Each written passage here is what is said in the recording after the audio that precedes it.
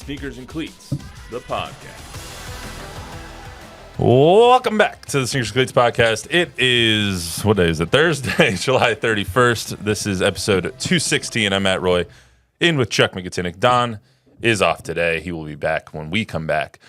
Quick programming note, we will not have a podcast next week, so no Monday, Thursday tradition. We will be back on August 11th. Zach and I are both having our last hurrahs before football season truly starts. So we will be out, but today we have a loaded schedule for you. So remember to subscribe to the YouTube channel, both News 4, Fox SA, download, rate, review the podcast version if you're so inclined. Chuck, how are you? I forgot to ask. How are you? I'm doing great, Matt. How are you? How was your sojourn to the Northwest or pseudo-Northwest? Yeah, is that the Northwest technically? South Lake Tahoe? Is that technically south? I guess not, because it's in the south. I mean, it's it's the south side of the lake, if that right. counts. It was really fun. For anyone who hasn't gone to South Lake Tahoe, it is a blast. North Lake is fun too, but South Lake, heck of a good time. Went up there for my buddy's bachelor party and basically flew into Phoenix on Friday. Drove up with my buddies from Phoenix to South Lake about 11 or 12 hours. Got there, and I think I had an adult beverage in my hand until we left on Tuesday. So that's fair enough. Good time was had by all. I'm sure you can imagine how that went. We went on the lake a couple of times. We had shout out to Duncan in the Tahoe Keys Marina. He's one of the boat rental guys. He owns a business there. Who took us out on the water. We were all big guys like I am. Like I'm 6'6", 270. So we're all considerably larger than what they anticipated going onto that boat, and we couldn't get the regular boat fast enough to tube. So then he was like, since my company, I feel bad. I'll take you out tomorrow on us completely free. So we got to go out on the boat twice, which was just so much fun. Cliff dove, lost my Apple Watch. It belongs to a dead guy at the bottom of Lake Tahoe now. It belongs to the fishes. Allegedly. Yes. I'm sure there's someone dead down there. That's just... There was all these stories about the mafia. They used to be their dumping ground was Lake Tahoe because it's the second deepest lake in all of North America. So... So Godfather 2, that was not just a movie. No, concrete shoes. Okay. And then we went tubing and had cigars at sunset on Lake Tahoe on Sunday, and it was a whole bunch of fun. Lost a lot of money at the casino, but sorry. What was your game? I'm a I'm a poker guy, but I play blackjack, and then I lost more money at craps though. Craps is supposed to be the fun. I've never really played craps. It's fun, but man, it can go quick. You can win it quick, but you can lose it real quick. Yeah, you can lose it real quick. So that I wanted to get all my buddies like on a table, and they were all not having it. So I went and played craps for myself, and that did Jordan blow on the dice? Huh? Did Jordan blow? Jordan wasn't there. It's a bachelor party. So who was blowing on the dice? You don't need. No one needs to know. Obviously, they didn't do a good enough job. That's why he lost the Apple. That's how I hawked the Apple Watch. I didn't lose it. True story. No, but it was a bunch of fun. Next week is even better, though. We're going with Jordan's family to the Dominican Republic, so that'll be a lot of fun. Nice, the DR. Yeah, so got a bunch of stuff going on. But anyway, let's get to why we're really here. Also, congratulations, Chuck, on becoming a grandfather. It's really cool. And your birthday. Yeah. So, what did you say your son got you for your birthday? He was like, shout out Kate. He got me a roll of snuff, so that was like the best birthday present ever. My daughter came in second place with the second best birthday present, Emily. She handed me a baseball, and it has imaged on the ball her sonogram, and it says, I can't wait to meet you. That's awesome. Man, that was, next time I'll wear a cup. It's weird being a grandpa, because it's like, I don't remember being this gushy when I was a dad, but something about watching your kids go through this, it's really, really cool. I can just imagine Chuck at brunch, like, wasn't quite like that, but it was close. It was close. All right. Well, a good weekend was had by all. Let's get to this. De'Aaron Fox extension eligible next week, or actually on Saturday. Wait a minute. What? Area code. Oh, we're getting to that. Hold on. I know where you're going. I'm getting to that because I know that. It's a good weekend. It's Thursday, right? It was this is my first day back. My weekend's about to start in a day and a half anyway. Oh, man, did you time that well? Guys, I come back to Thursday, Friday, and I leave for 9 days. Like, I timed this out perfectly. We're going to get to the area code because I know Bob knows the area code.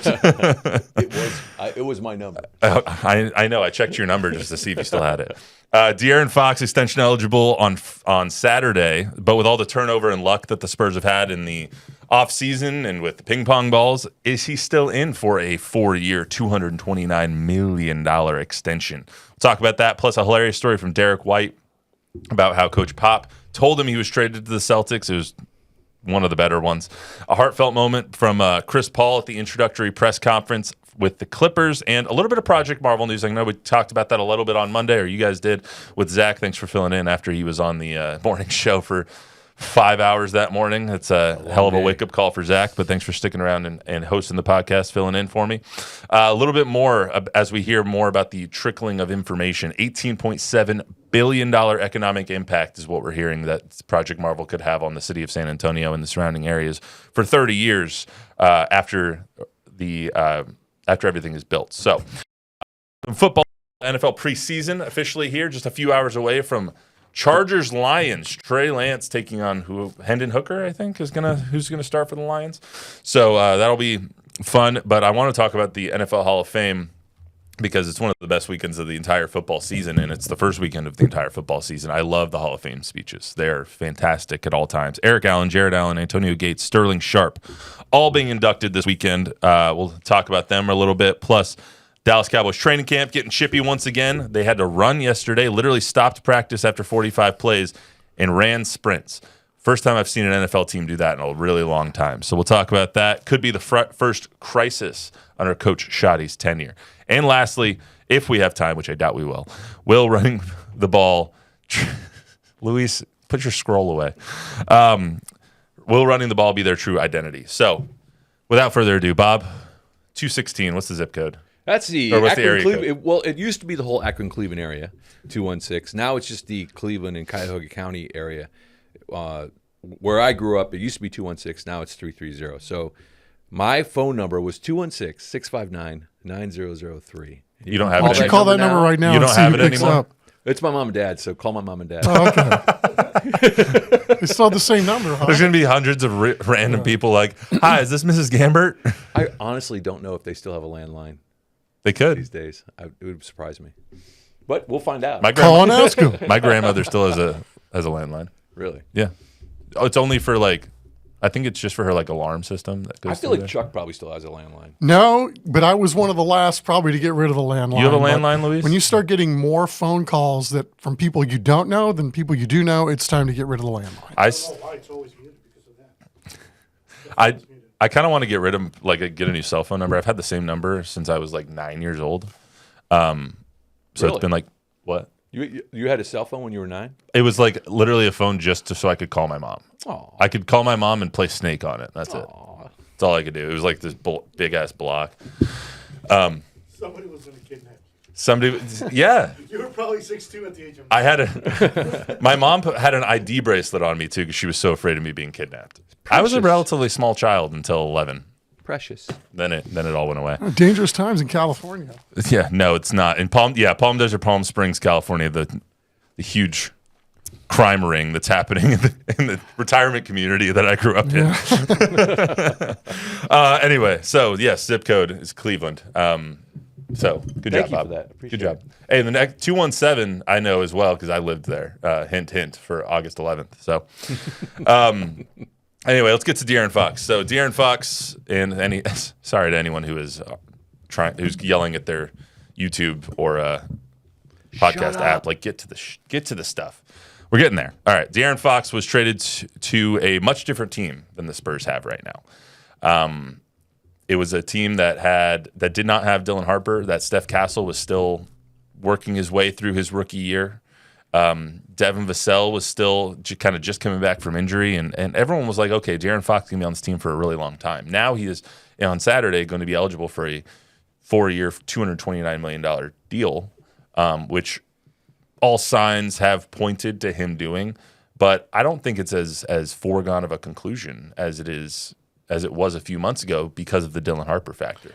Yeah, I think you could probably go back into the archives here and find me never saying one time that he was going to get a max deal. I mean, he still might, and hopefully he does. I hope for him he can get that kind of money, but the Spurs aren't making any deals where they're on the hook for anything going forward. I mean, this is a house that they're building one brick at a time, and, hopefully Derrick Fox will be here to see some of the fruits of his early labor with this ball club, but I don't think there was ever a point at any time where anybody promised this particular player a max contract extension. He might get a contract extension, but the max, we'll see about that. I think that, man, we've said this before. I think that there was a handshake, wink, wink, wink, wink, wink, nod, nod agreement when they made the trade. This is the only place that De'Aaron Fox wanted to go. The Spurs had all the leverage, and he could have gone numerous other places. Where would he have come here if they did not promise him a 4-year, $229 million deal? I don't know. But his wife's from here. He's from the Houston area. This has a lot of ties for him. And so I think this is where he wanted to go for a lot of reasons, one of which was they're going to give him $229 million. I think the biggest reason was Victor, and I think there's a chance their camp feels like they can make whatever money they don't get in a max deal on the back end. In other words, just by playing on good teams with Victor Wembanyama and, kind of that connection to a really good player. What I don't know is how Dylan Harper changed the forecast, because he most definitely did. They didn't expect to get the number 2 pick. Like, you never expect to, but when they did, it entirely changed the trajectory of this team, and it can change the way that they're thinking about the future as well. Does the emergence of Steph Castle change the way that they look at De'Aaron Fox? That's the question that we don't know the answer to. Yeah, maybe. I mean, especially when you're talking about the dollars that are at stake, right? I mean, because if you talk about those other guys, they're all under rookie contracts. So, does this now mean that he's expendable in some ways? Well, it also gives you can look at that 2 ways. Yes, they're on rookie deals. That gives you money to sign De'Aaron Fox, or do you want to save that money for someone else? So but also, since you now have De'Aaron Fox in the building, who else would you want to bring in? Like this, he seems to have, he's 27 years old. I think he's going to be 28 by the time the season starts. Is he part of this future is what you have to ask yourself. And I think that they haven't seen enough to be able to answer that question. And you have to give him this extension, this max extension, in order to find out. It's an interesting proposition, right? Because, I would want De'Aaron Fox on my team. Mm-hmm. Do I want De'Aaron Fox on a max deal? Probably not. But I still want him on my team. I guess the question for me becomes, which one of these guys on the team would you rather have other than De'Aaron Fox, or would you rather have De'Aaron Fox as opposed to one of the younger guys, ultimately? That's a good question. I think at this point you have to answer Wemby would be first and then Fox would be second on your team. Because you don't know exactly. Like, Steph Castle had a good year, but is he going to be De'Aaron Fox? We don't know that yet. Dylan Harper, he's got all the potential in the world. Is he going to be De'Aaron Fox? We don't know that yet. Right. So right now, do you want, what is it, a bird in the hand or a bird or whatever in the bush? 6 of this, half. Yeah, exactly. Like, Like, there's so many extensions you can, or expressions you can go with here. I think that they give him the long-term extension for max money Saturday. The only way, or at least within the next week, I think the only way that they do it is like they're going to give him 4 years. Is it going to be 229? Is it going to be 212? Is it going to be 215? Like, is he going to give them a little bit of a discount? I don't know. I don't think so. I would imagine that he's going to get his bag and that he's going to take it and run, or not take it and run, but he's going to take it and play as well as De'Aaron Fox has played over the last 8 years. Yeah, I would. I mean, if you were betting on a guy, right, you'd bet on this player for sure. I don't know, man. That's a lot of money to tie up. But who else are you paying? You don't have anyone else to pay. Like, De'Aaron Fox, this deal will take him through. It's an extension, so it'll add on to the next 4 years. So basically, he'll be in San Antonio unless they trade him for the next 5 years. Matt, I was surprised you said that he hasn't shown you enough yet. He was hurt. He didn't show basically anything. We basically saw 6 games of him and Victor before Victor went out, and then he went out in March with his pinky. So like, we didn't see anything. I liked him. I thought he showed us a ton. I like De'Aaron Fox. I don't want this to seem like I'm poo-pooing De'Aaron Fox. I like De'Aaron Fox a lot, but we didn't see him in a Spurs uniform for more than like 15 games. And I think that the Spurs organization needs to see him and how he meshes with Victor over a longer period of time. And I think they were hoping to do that in the last 3 months of the season and potentially in a playoff run, but they didn't get that chance. So now it kind of puts them against the wall of, we need to sign him to an extension because we need to see what we have, and they weren't able to see what they have. You know? I don't know. I think they shut him down. I think they shut him down. Yeah, You know what they I mean? shut him down, but And I think they did that because they saw what they needed to see. I think he also wasn't playing his best. But that you can probably chalk that up to his finger being broken. Like, Man, if that's not his best, he's pretty damn I mean, good. he's damn good. I'm not saying he's not. He's a damn good player, and I would I rather. don't see why you hate Fox so much. You know, I hate De'Aaron Fox. You're right. Yeah, I mean, he's different, right? He looks different. He Yeah. plays different. I want different guys on my team, guys like him. Let me give you this, Chuck. Do you think by the time we get back here on August 11th, you won't be here, but by the time we have another podcast on August 11th, I hope I'm getting that date right, that De'Aaron Fox will have signed his deal? I mean, flip a coin. Do I think that? I mean, I guess it depends on what it's for. If it's a max deal, Do you think he will have, I'll make it more specific, 4 years, $229 million? is that the max? That's the max. No. So you do not think that he will sign a max extension? I think he would that like day? to. I just don't know that it's going to be You don't think the Spurs will give him? You don't think the Spurs will give him the full max at this As point? we sit here today, no.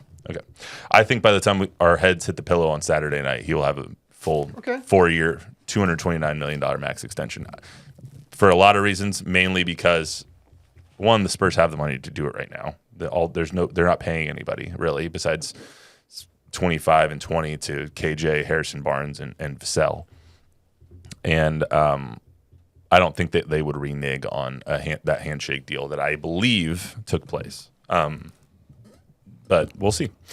Let's talk about Derrick White here. Derrick White and his hilarious Coach Popovich story. So on a podcast this week, I forgot which one it was, Derrick White told a really funny story about how Coach Pop told him he was traded from the Spurs to the Celtics. So take a listen to this. Getting traded is crazy. We're in Atlanta. Pop walks into the room and is like, hey, we traded you, and doesn't say anything. I'm like, to where? And he was like, we wouldn't have you. We sent you to Boston. And I'm like, all right, yeah, that's cool. Like, I think I thought I was like, yeah, I'll fit well there. But it's also like, what do I do? Brendan Bowman, he texts me, he's like, you want me to get you a bottle? I'm like, yes. So me and B start playing dominoes and drinking. And so he goes on to say that they went to play dominoes and were drinking, and then the Spurs people came up and were like, you have a flight in an hour and a half, and he's lit. And so he's like, all right. So he's drunk heading to the Celtics to get some of his stuff done. But I just think that's funny that that's the way the Pop tells him. We're not going to F you. We sent you to Boston. Don't worry. Yeah, it's such a brutal business, though, right? I mean, you talk about guys being uprooted, and you think about that today with all the last-second trades that are going to be made in baseball, right? You're right in the middle of the season. You got to walk into a clubhouse, so you don't know anybody, and same thing for Derrick White. But boy, he sure has made his mark in the NBA, hasn't he? Speaking of which, did you see I want to say it was Friday or Saturday, there was a doubleheader between the Blue Jays and the Orioles. They played one game, and then there was an inter-team trade between the two of them, and a reliever basically had to walk down the hall and compete against the team that he was just playing for a couple hours ago against them in the doubleheader. And then he pitched in that game, Yeah. which is even more bizarre. Yes. And the Orioles beat him. Baseball's weird that way, right? Yeah. Well, it reminds me of Moneyball when he's like, I don't want Rincon pitching against me tonight or whatever it was. And he's like, all right, send him over. Then I thought that was a really funny story from Derrick White. Let's get to Chris Paul here. Cool moment this week. Chris Paul, his impact on the team, his impact on the organization, his impact on the city. He was here for less than a year, but he played all 82 games, and I think that his impact will be felt for a long time. And I think that the impact that he felt from the organization, which I don't know if we've really comprehended yet, apparently it made a huge mark on him as well. So let's hear it from Chris Paul. Before I answer anything else, I just want to say thank you so much to, first and foremost, the San Antonio Spurs, to the Hope family, to R.C. Buford, to Greg Popovich, the legend himself, to Mitch Johnson, who coached us this past year, and all my teammates. Without this past year in San Antonio, if that doesn't happen, I don't have this opportunity to actually come back here and play this year. So thank you so much to the Spurs and their organization. I hate the background that the Clippers use for those press conferences. The changing, like digital background, that would make cutting together a bite so freaking hard. Just I just think that Wow, way. I wasn't even thinking about it in didn't those think about that at terms. all. You're right. Yeah, that's just how I think about things. You got to use AI to take the background out. Yeah, seriously. But second, I was watching the press conference. And I was like, okay, I have to go find the bite. And he stops a question from being asked. He's like, I forgot to say this at the beginning. Thank you to the Spurs and whatnot. So I thought that was just really cool that a minute and a half into his press conference, he's thanking R.C. Buford and Mitch Johnson and the legend himself, El Jefe, Greg Popovich, and everything that San Antonio did for him. And it seems like San Antonio being here renewed his love of the game. And now he's going to take a lesser role to be around his family at the Clippers, but renewed his love for the game, showing him that he could still do something at a high level. Yeah, he earned this opportunity based on what he did here. That's for sure. I mean, the fact that the guys his age playing every single game, as you pointed out, I mean, hats off. That was fun watching him do what he did this year. Oldest player in NBA history to play all 82 games in a season. That is just Salute. You can't, especially in an era where nobody plays 82 games Well in a season. said. So absolutely fantastic by Chris Paul.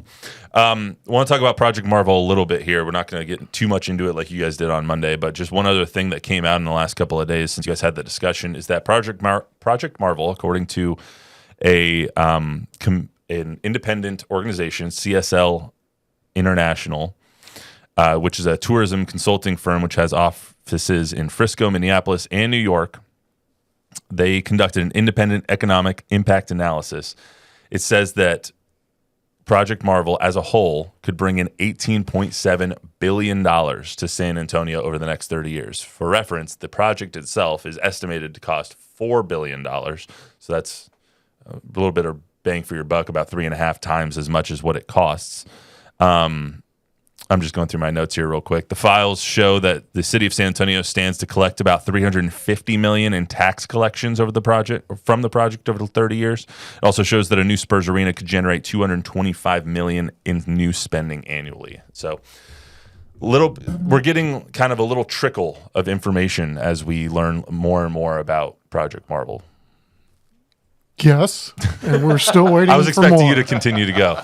I will. I don't know how to respond. I mean, there's still so much that we don't know about this, and it's like even with those numbers, how do they know? I mean, we still don't know who's going to pay for between $200 and $500 million in what's left. Infrastructure. Well, that and the increase in the venue tax.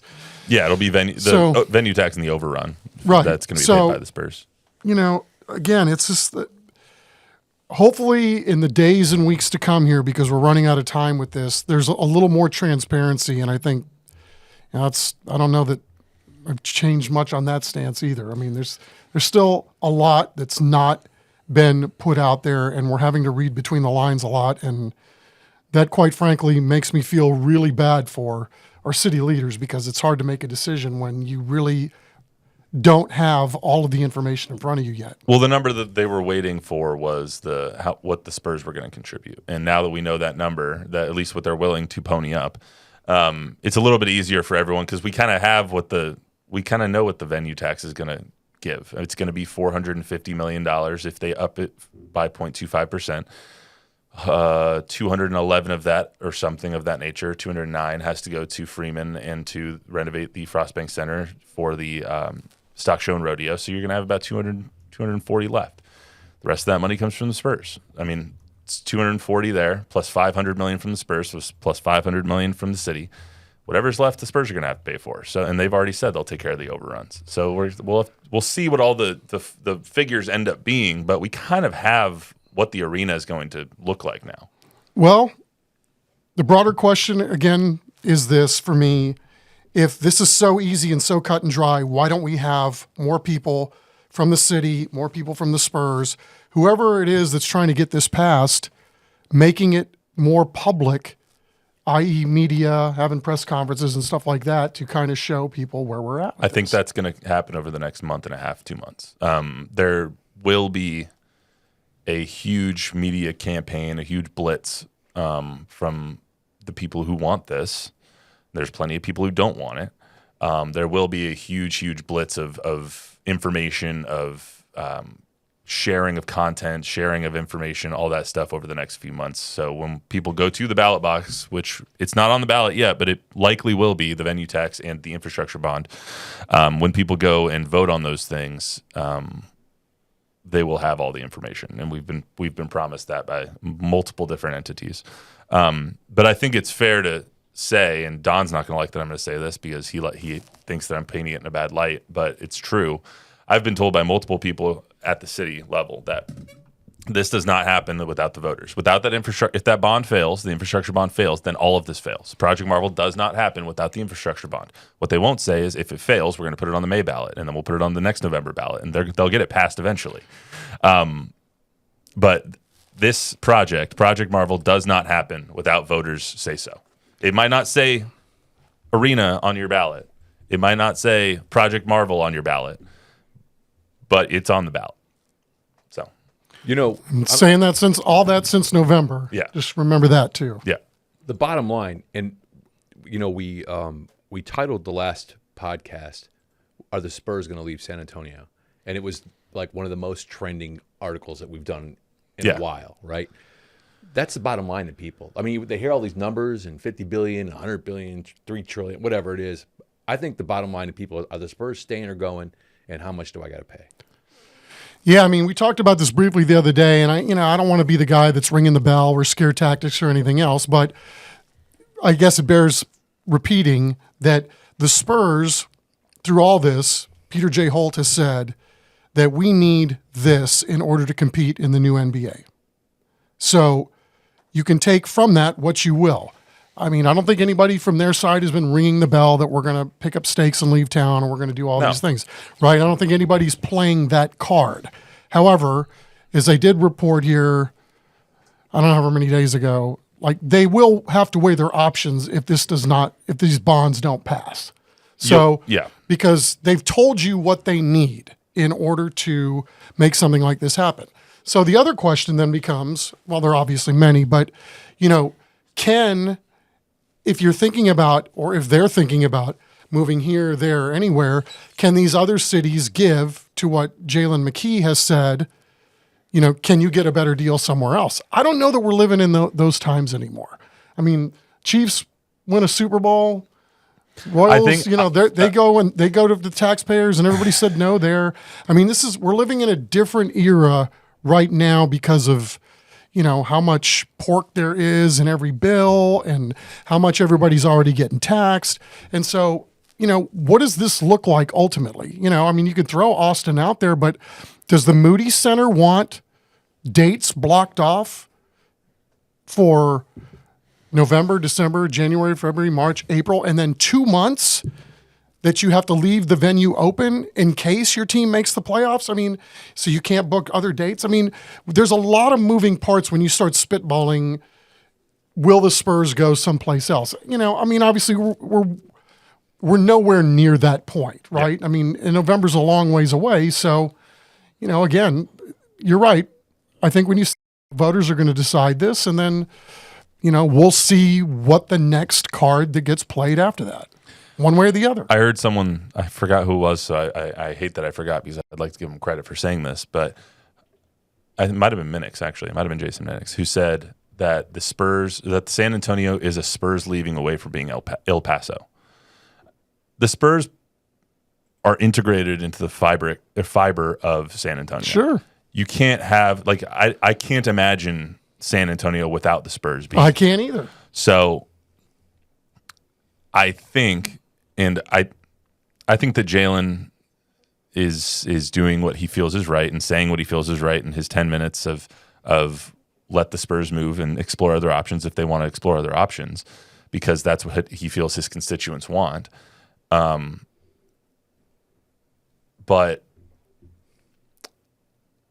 the impact and the devastation in San Antonio, if the Spurs left, cannot be understated. 100%. I don't feel like this is that time. Like, no one has talked about that yet. That's the question everyone wants to know is are the Spurs going to leave? Are the Spurs going to move? That's like, if we're going to the top floor and that's the top floor is having that discussion, we're below ground right now. Like that is not part of the conversation, is them leaving. they're trying to find out, and I don't want to sound like a Spurs apologist because maybe I will right now because Don's not here to do it. But the Spurs are trying to figure out a way that they can not only help the city, but help themselves.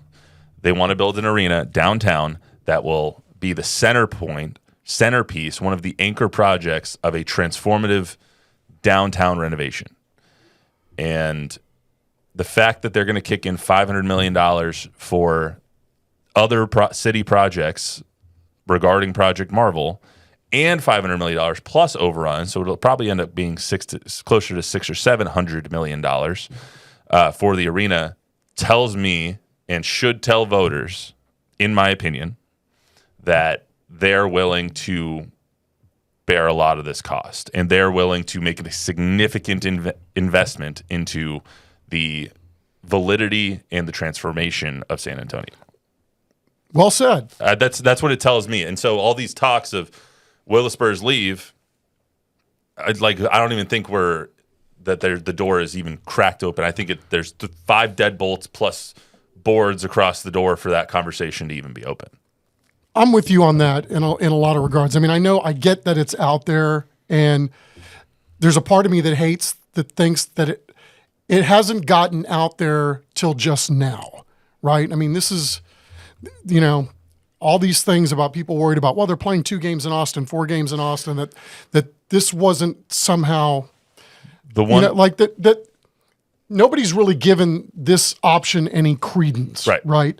So. And again, I don't know that we should, I don't know. It's kind of hard to explain, but, I don't think anybody, what the Spurs mean. There's a lot of people in this country, on this planet, when they think of San Antonio, they think of one thing, right? They literally have been the doorstep to our community. But, again, this is a negotiation. We're talking about hundreds of millions of dollars, billions of dollars, and this is a lot for city leaders to take in. And again, the Spurs, they're the inertia behind this, and they're going to be running this project, and they're going to be in charge of this project once it's completed, and they're going to run it, and they're going to reap the benefits of all the money that they are investing they're this. still going to be paying a lease to the city. The city's going to be making money that way. They're still going to own, technically, I think they're still going to own the building. So they'll get the naming rights deals, and that'll be split between the two. So, I mean, they're still going to be profiting off of this. Right. I mean, and that's part of, it feeds everyone's mouth, is what they're kind of trying to say. That's why the Spurs don't want to put in 1.5. They could. They have the money to. They have, with all their investors and whatnot, they have the money to put in $1.5 billion if they really had to. But what Peter J. Holt's the point is it's been a good way to do this that they had with the Frost Bank Center. Like, it's privately operated but publicly owned, and so that's the way he wants to do this one. So we'll see what happens. But let me ask you just one thing about what Jalen said that you mentioned as well is the 2 games in Austin. I thought that was Jalen's best point. Is if we're going to give you $500 million to build this arena, you're playing 41 games here. Like, we're not playing 2 games in Austin anymore. We're not playing games in France. We're not playing games in Mexico City. We're not doing any of those things. If we're going to build you a $1.5 billion arena, we're playing 41 games here. And I think that was his best point that he made. Well, I mean, for me, I thought he made valid points in a lot of areas, right? Because I'm not saying he didn't, but that's his best his point. Concerns are shared by a lot of people. Trust me when I say that. Let me just ask you guys one question. Yeah. If there's no chance of the Spurs leaving, does this arena get built? Like, if the Spurs came out and said today, look, it doesn't matter one way or another, we're going to stay here no matter what. No, because they've said that. The Spurs have gone on record and said the Spurs have said we have no interest in leaving. Our fabric is San Antonio. So we're going to stay here regardless. They've said it. They didn't say we'll stay here regardless, but they've said that, like a semblance of that, a synonym, something close to that. That's it. But that's news to me. I didn't know that. I mean, so. yeah. Behind closed doors, they have talked to people about weighing their options. Well, you always have to weigh your options, but I mean, again, that's one of the options. I think when you're talking about 1,000 different options, they won't. I don't think, regardless, you can't say that that's not a possibility. No, but But if push comes to shove, and they go out and go to, let's just pull a name out of a hat that wants an NBA franchise, Seattle or Vegas. And Vegas is like, yeah, we want you guys here. This is what we're willing to give you. We're willing to tear down the T-Mobile Center and build you guys a new arena right there. You don't think that they would bring that back to San Antonio and be like, yes, here you go. This is what we're going to do if you guys don't. And don't if you do can this. get a better deal in someplace else, I mean, why wouldn't they then do that? Exactly. So I mean, there's so much hay that's not in the barn on this. Like no hay is in the barn. There is zero hay. So we'll talk about that when I'm with you. When I more mean, hay gets in the barn. But you're really putting the cart before the horse on Yes. this one. Yes. So let's just see what happens in November, and then maybe we'll have a different conversation. yes. Anything from anybody right now, Bob? There was a whole lot of talk on when we were talking about De'Aaron Fox on the price that it will cost to keep him, and they're just how much cost right now, and so the question overall, if I combine all these comments, is can the Spurs? Is it affordable? Is it going to be affordable for the next few years for him to be signed? I don't know anything about that. Harrison Barnes on an expiring contract. De'Aaron Fox is already costing $30-something million.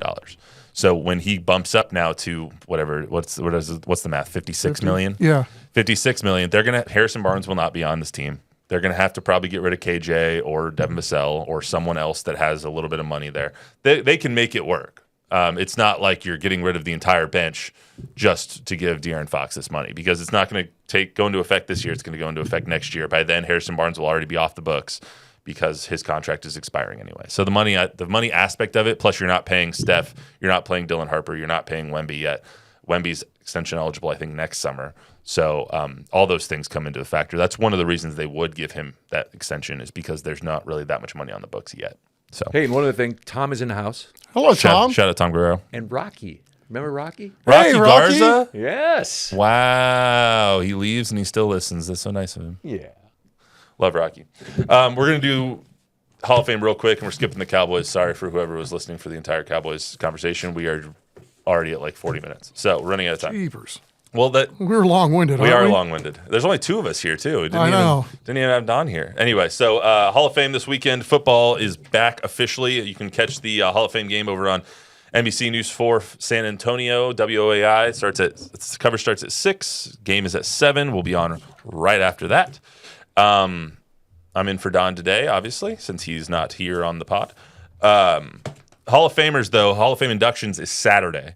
That's one of my favorite days of the entire NFL season because I love the speeches. The speeches sometimes are long-winded. I didn't love Ray Lewis's speech, which went for like an hour and a half. That was not good, but the rest of the speeches are very, very, very good. And this week, Eric Allen, Jared Allen, Antonio Gates, Sterling Sharp, finally, all being inducted into the NFL Hall of Fame. Any stories about the four of them?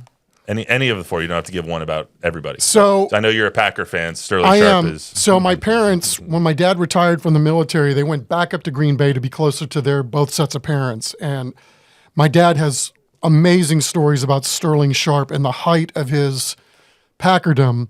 You know, going out and on a Saturday would be coaching little league teams, just show up at random parks and, help with coaching. And, so I don't know that you would see a lot of guys doing that while they were starring on NFL teams, but Jared Allen, geez, as a Packer fan, that guy stoning my Minnesota, shoe. yeah.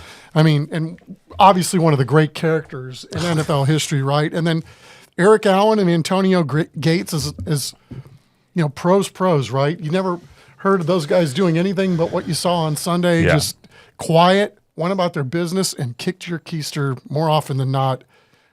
Wow, what a class going in. As a Bronco fan, Jared Allen and Antonio Gates haunt my nightmares.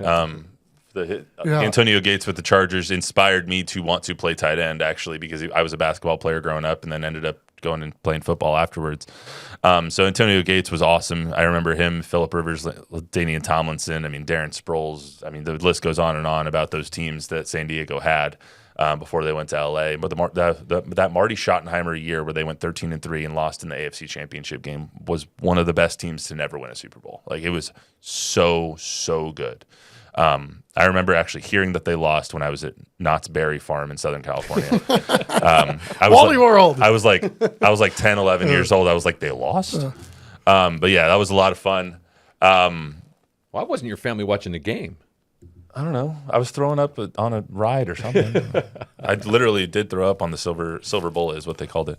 But anyway, who else was it? Jared Allen, amazing. Sterling Sharp, I feel bad for a little bit because he was always overshadowed by his brother's big personality. And even this week, Shannon Sharp gets fired from ESPN. They say that they're not going to renew his contract on the week that Sterling Sharp is getting inducted. Well, to the actually, Hall of Fame. Sterling is the older brother. Yeah, but he was always like he had those injuries that Yeah, he had hampered his career. Yeah. And Shannon Sharp is one of the best tight ends of all time. And so I feel like Shannon, you sometimes he's the forgotten brother, obviously. Yeah, I think Sterling, it's even though he's because older. He had massive disdain for the media. Yeah. So I think for him, he probably liked it just the way it turned out. It's like, I don't want all the eyes on me all the time. And he was another guy that, really good expressing himself, but damn fine football player. And if he hadn't had the neck injury, He was the better brother if he didn't have the neck injury. Like he was a stud receiver. Yeah. This wouldn't even have been a question of him being in the Hall of Fame if he never got injured. He Well was said. fantastic. I did see last night Shannon Sharp went on to his podcast. I forgot what it's called. All the Smoke, something like that. Nightcap. Nightcap is what it is.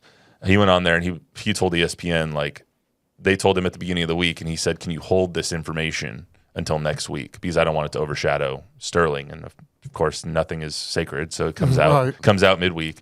And so he was a little upset that it came out midweek and was profusely apologizing to Sterling Sharp and his brother, and was like, dude, you're my baby brother. Like, it's fine. We're good. We're going to have a hell of a time in Canton, and it's going to be great. But do feel bad for Sterling Sharp that some of that shine of his weekend gets overshadowed, and hopefully it doesn't by the Shannon Sharp news. But well said. Bob, anything else? I'm just reading one right now. Hold on. It's from Joe Jam. He says, Toe Jam? He says, do the players have any input on what music is being played when they have the ball on the court? Do the Spurs arena sound guys ask the players what songs they want to be played in a game? That used to not be the case, but I don't know if that's changed. I mean, you see what the Cowboys are doing at their training camp. I'd be right? willing to bet that players the get to Spurs put have a their- little bit of say on what gets played.